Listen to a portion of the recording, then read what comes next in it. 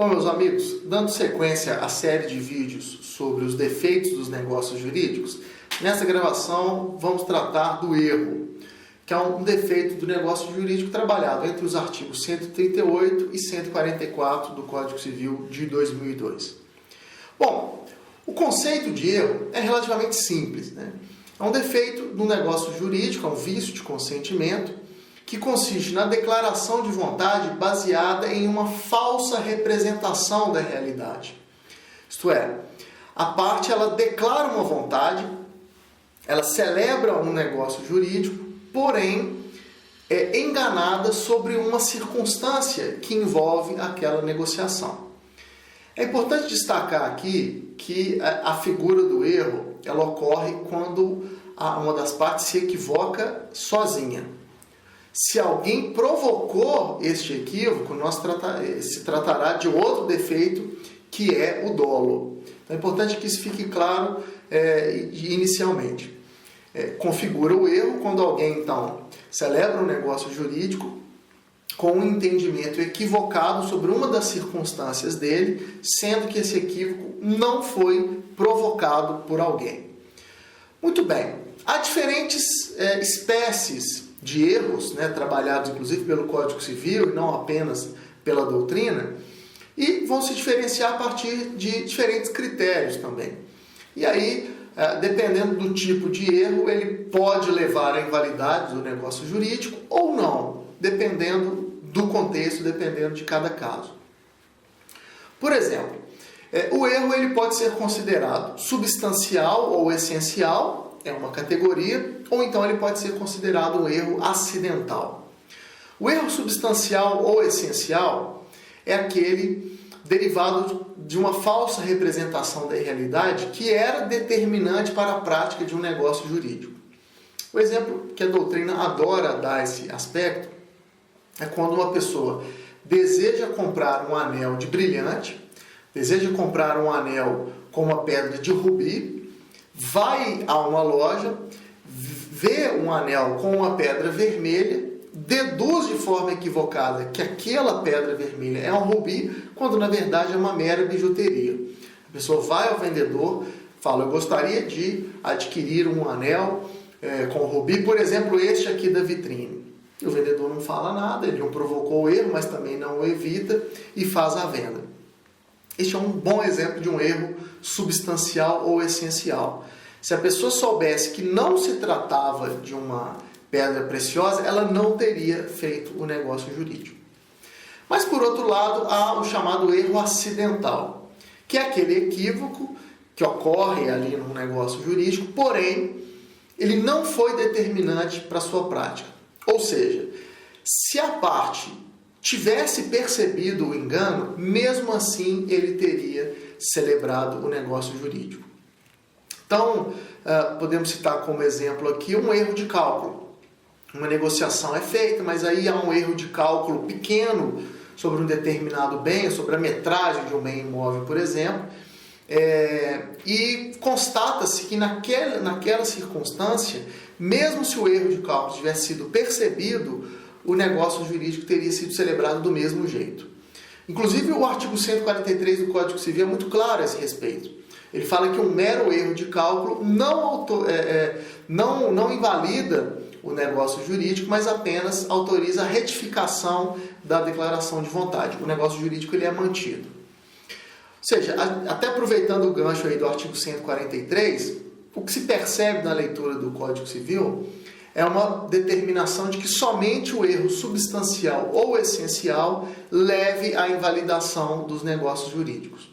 O erro acidental, como eu disse, aquele que não foi determinante para a prática do negócio jurídico, aquele que não impediria o negócio jurídico de ser celebrado, mesmo se tivesse sido percebido, ele não levará à invalidação. O negócio jurídico será mantido tal qual celebrado.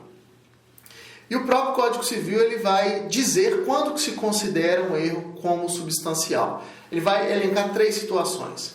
Primeira delas, quando interessar a natureza do negócio, quer dizer, o erro recai sobre a natureza do negócio, é um negócio de doação e a pessoa entende que é locação, por exemplo.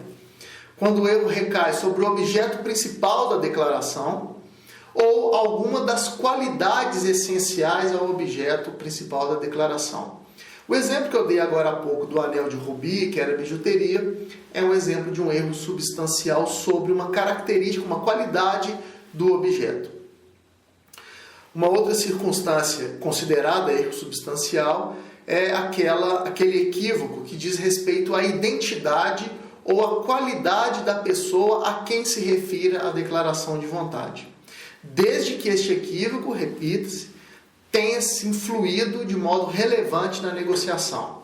Por exemplo, a pessoa está contratando um show de um artista que se apresenta como, por exemplo, Fábio Júnior. Então a pessoa está negociando ali, entende que está contratando o show do cantor famoso Fábio Júnior. Vai lá, celebra o negócio jurídico, de repente, adiante, dias depois, ele descobre que ele contratou um outro cantor, não é aquele famoso, mas que é chamado também de Fábio Júnior. A mãe deu esse nome a ele e ele se aproveita e se apresenta como cantor Fábio Júnior. Ou seja, a negociação se deu com um equívoco sobre a identidade da pessoa ou a uma qualidade daquela pessoa. Podemos dizer aí que de fato ela se chamava efetivamente Fábio Júnior, mas ela não era aquela pessoa que o negociante do outro lado imaginava. E também se considera um erro substancial, passível de invalidar o negócio jurídico, o erro de direito, desde que ele não implique recusa à aplicação da lei e tenha sido o motivo único ou principal do negócio jurídico.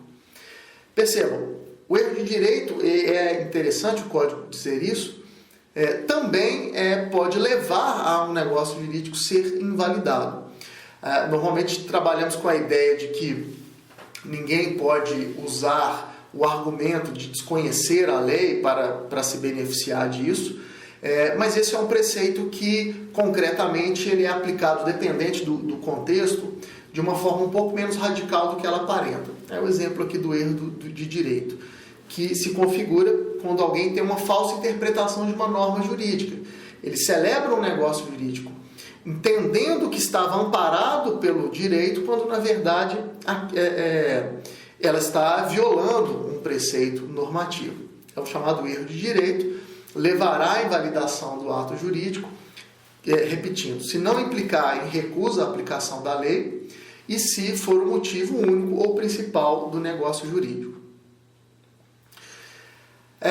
As demais espécies de erros, elas são chamadas de erros de fato, né? Que incidem sobre as pessoas, incidem sobre os objetos e não sobre a interpretação da regra jurídica aplicável sobre aquele caso, né? Então, já mencionamos aqui o erro sobre a pessoa que celebra o negócio jurídico, o erro sobre a indicação da pessoa. Nesse aspecto, o artigo 142 vai inclusive nos dizer que o erro de indicação da pessoa ou da coisa, do objeto do negócio jurídico, não viciará o negócio quando, por seu contexto e pelas circunstâncias, se puder identificar a coisa ou a pessoa cogitada. Mais uma vez, o Código deixa claro que um equívoco de uma declaração de vontade só invalida o negócio jurídico se for, de fato, substancial. Se for possível aproveitar a declaração de vontade, se for possível identificar nela a real intenção das partes, não se invalidará o negócio jurídico.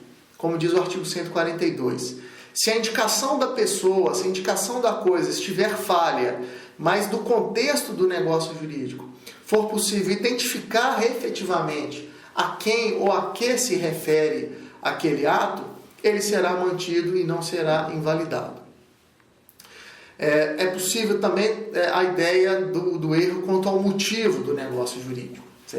A pessoa jurídica celebra por uma determinada motivação e de repente ela descobre que essa motivação não existia ou era diferente do que imaginava.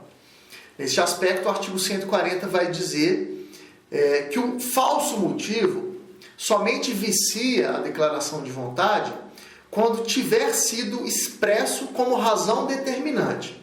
Isto é, a pessoa celebra o negócio jurídico e declara que a sua motivação era aquela. Se a motivação não existia ou estava equivocada, aí se poderá pleitear a hipótese de erro e anulação.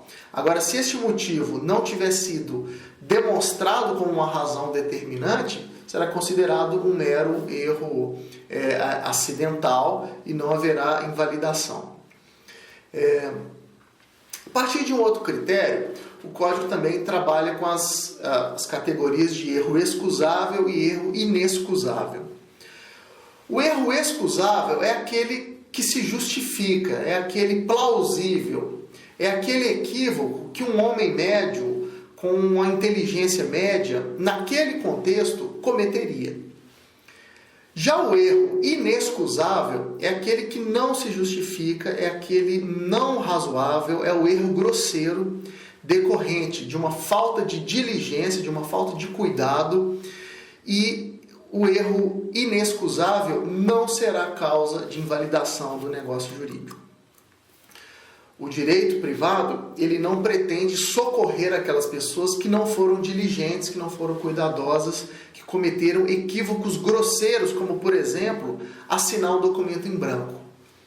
Não pode a pessoa que assina um documento em branco depois pleitear a sua invalidação por alegando erro sob o motivo, erro de direito, seja o que for, porque assinar um documento, um título de crédito, por exemplo, um cheque em branco, por exemplo, é considerado um erro inexcusável, um erro injustificável e que não merece proteção jurídica. Por outro lado, se no contexto se verificou que aquele equívoco era um equívoco plausível, que uma pessoa com uma inteligência mediana cometeria de fato aquele engano naquela situação, naquele contexto, aí sim se poderá falar em invalidação. Bom, identificado o erro, seja sobre o objeto, sobre o motivo, desde que ele tenha sido substancial e desde que ele seja excusável, o negócio jurídico, então, será passível de anulação. O efeito do erro substancial, portanto, não é a nulidade, mas a anulabilidade. O negócio jurídico será considerado válido até que alguém argumente e pleiteie o reconhecimento do erro.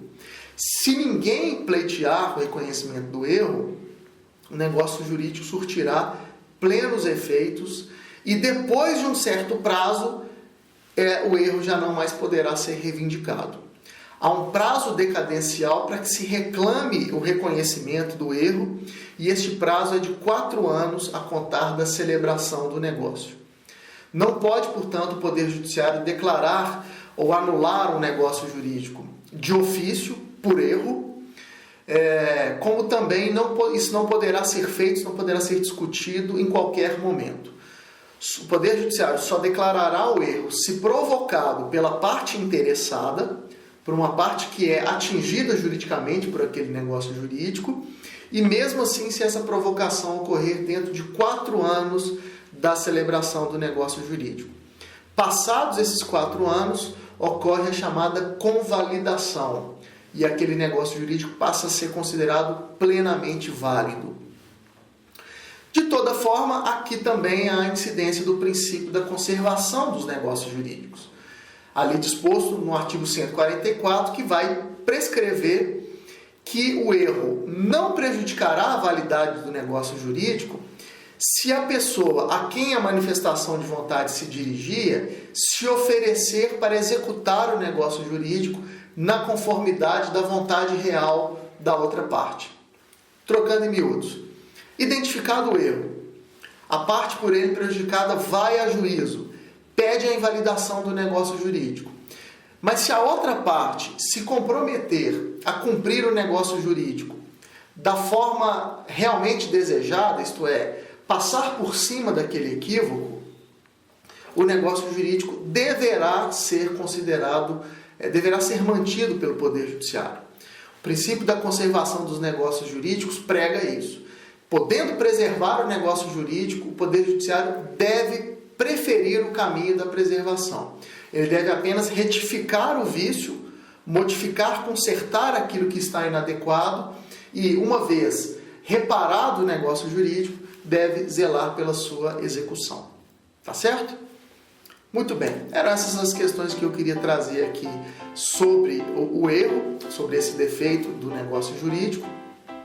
Há outros a serem trabalhados e serão objeto de outras gravações, mas fica aqui aquela lembrança. Se você está gostando dessa exposição sobre os defeitos dos negócios jurídicos, favorite o vídeo e se inscreva no canal para que você possa ser notificado quando as novas gravações forem ao ar. Tá certo?